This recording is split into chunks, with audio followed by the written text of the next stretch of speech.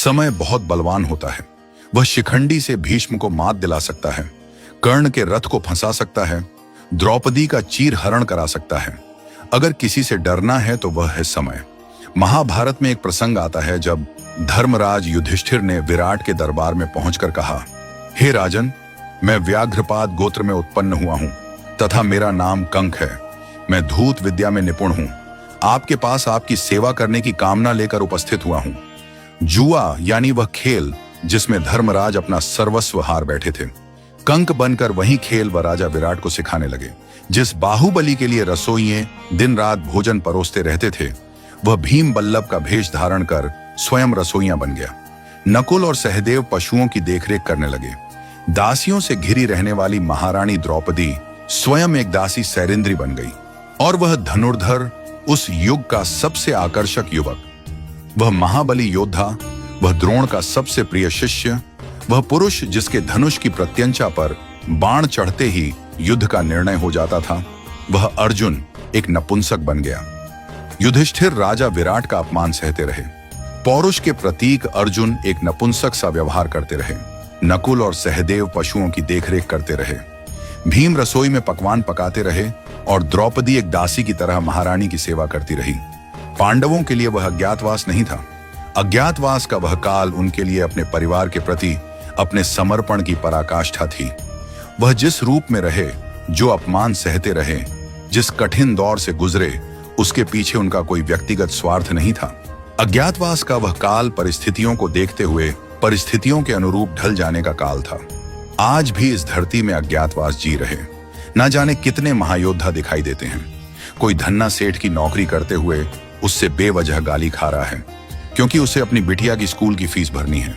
बेटी के ब्याह के लिए पैसे इकट्ठे करता।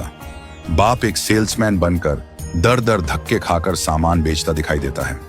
ऐसे असंख्य पुरुष निरंतर संघर्ष से हर दिन अपना सुख दुख छोड़कर अपने परिवार के अस्तित्व की लड़ाई लड़ रहे हैं। रोजमर्रा के जीवन में किसी संघर्षशील व्यक्ति से रूबरू हो तो उसका आदर कीजिए, उसका सम्मान कीजिए। फैक्ट्री के बाहर खड़ा गार्ड, होटल में रोटी परोसता वेटर, सेठ की गालियां खाता मुनिम वास्तव में कंक, बल्लभ और बृहणला हैं। क्योंकि कोई भी अपनी मर्जी से संघर्ष या पीड़ा नहीं चुनता। वे सब यहां कर्म करते हैं। वे अज्ञातवास जी रहे हैं, परंतु वह अपमान के भागी नहीं है। वह प्रशंसा के पात्र हैं। यह उनकी हिम्मत है, उनकी ताकत है, उनका समर्पण है कि विपरीत परिस्थितियों में भी वह डटे हुए हैं। वह कमजोर नहीं हैं। उनके हालात कमजोर हैं, उनका वक्त कमजोर है। याद रहे कि अज्ञातवास के बाद बृहणला जब पुनः अर्जुन के रूप में आए तो कौरवों का नाश कर दिया। पुनः अपना यश, अपनी कीर्ति सारे विश्व में फैला दी।